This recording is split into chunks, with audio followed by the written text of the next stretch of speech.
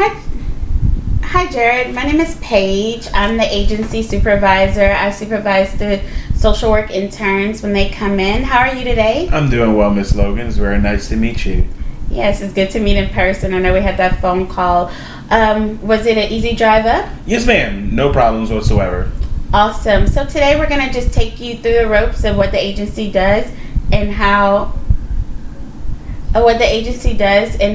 we assist our clients and assist the general public, okay? Okay.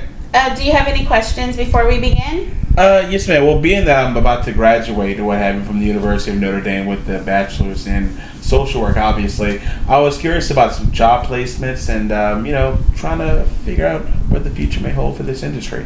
That's really good. That's a really good question. Well, first of all, whatever we discuss here, of course, is confidential. What are your interests? Well, I mainly got into this industry or this field, to help with abused children and the elderly. Two great subjects to do with social work, and you know what, you have endless opportunities with those two topics. So since you're at the end of your degree, you're going to get your BSW. The next thing that you probably want to do is obtain your RSW, and that's just basically you going to the board website and applying for your RSW. Typically, they'll do a criminal background check. Once everything clears, you should obtain it within 10 to 15 days. From there, that'll allow you to do a lot of work with social work. Typically, you need to have your RSW before you could actually practice social work in Louisiana. So once you obtain that, that'll help you do advocacy. You could do general counseling.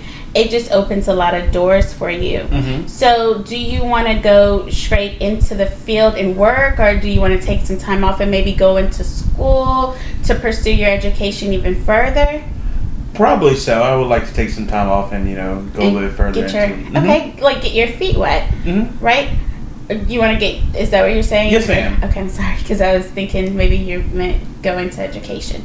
So with children, I would really encourage you to try to get in with child welfare. They're constantly hiring, and honestly, I was told that is some of the best education, hands-on first experiences that you could possibly have with children.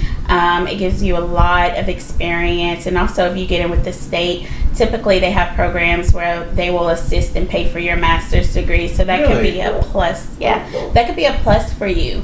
And also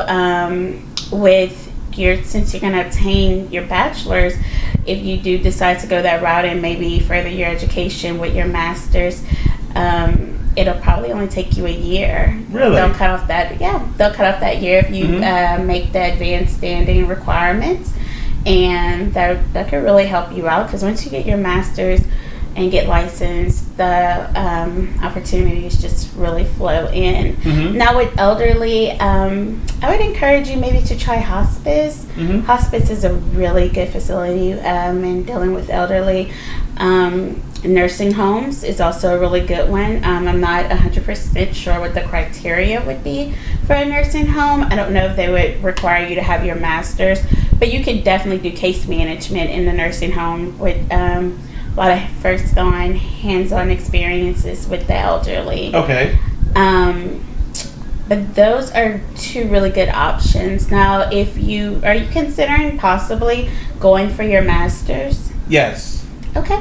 So when you go for your master's, like I said, you could do advanced standing. That'll give you a year. Once you obtain your master's, in order to get licensed, you do have to take a test. And it costs a little bit of money to take the test, but there's workshops that are happening constantly where you can go in and you could study with other people who are studying for the test, and there's workshops where they will help you study for the test, give you like a really lot of great information about it. Once you do get your bachelor's though, and you get registered, you will have to do continual educational classes. You have to have so many per year. I know ethics is one of the major classes yes, that ma'am. You have to have. But yeah, you have a lot of opportunities. I mean, once you go through your education and, once you want to further it, get that get your master's, you can actually apply to be a certified social worker while you're waiting to take the test. Really? I didn't know that. Yeah, and that'll give you even more opportunities than your RSW. But yeah, like I said, there's a lot of things you could do with social work. Social work is such a broad field, and it's growing constantly. So, I mean, really, there's so much stuff that you can do with it.